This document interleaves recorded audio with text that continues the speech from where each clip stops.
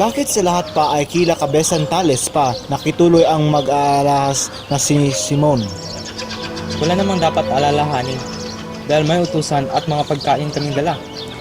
Makikituloy lamang po kami ng isang gabi at isang araw sapagkat ito ang pinakamalaking bahay sa nayon sa pagitan ng San Diego at Tiani. Ito kasi ang mga bayang inaasahan kong maraming mamimili. May tanong ko ho, sapat na ba itong dala kong revolver upang maipagtanggol ang aking sarili? May mga baril na kayang pumutok sa malayo ng mga tulisan. Ito man ay malakas din.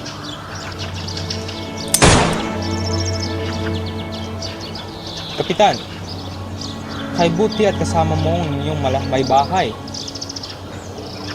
Buenos dias, Senyor Sina. Buenos días también, señor.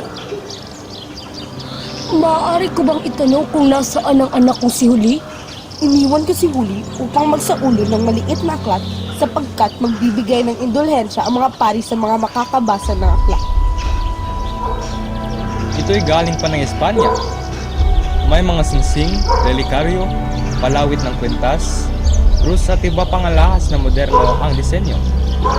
Gusto ko itong paris na hikaw upang aking marigalo sa Birhen ng Antipon. Hindi lamang mga magagandang alahas ang aking dala, kundi pati na rin ang mga gamot at lason na sa isang dakot lamang ay kayang puminsala sa lahat ng mamamayan sa Pilipinas. Ako'y bumibili rin ng mga alahas. Wala po ba kayong naipagbibiling alahas? Ang lahat ng alahas ng aking anak ay naipagbili at wala lang halaga ang mga natira. Itong lakit ni Mara Clara. Ipagbibili mo bang hiyas na ito sa 500 piso? Kung ako ang tatanungin, di ko ipagbibili ang lakit dahil maging si Huli ay nagnanais pang magpaalitin kaysa mawala ito. Siguro ipapaalam ko muna ito kay Huli bago magdesisyon. Kamusta na pala ang senyorita? Napakapayat na at malamang mamamatay na isang santa.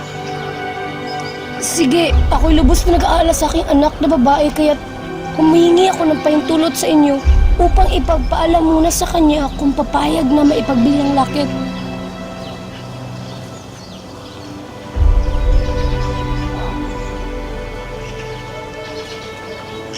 Hindi ko ibibigay ang lupain maliban sa sino mang makapagdidilig dito ng sali ng dugo.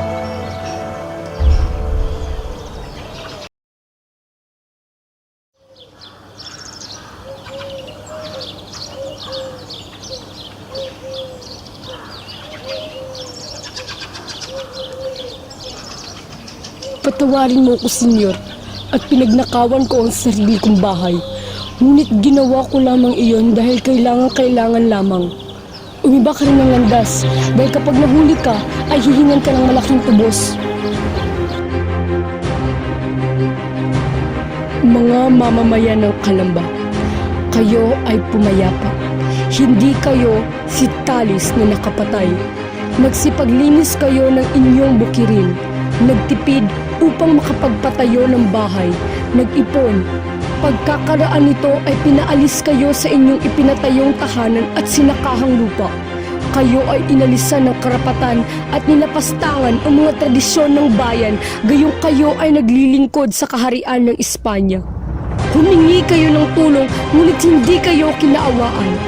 Sa halip ay inusig kayo hanggang sa inyong kamatayan. Kayo ay pinagmamasdan ng Espanya habang hinihintay na matugunan ang katarungan.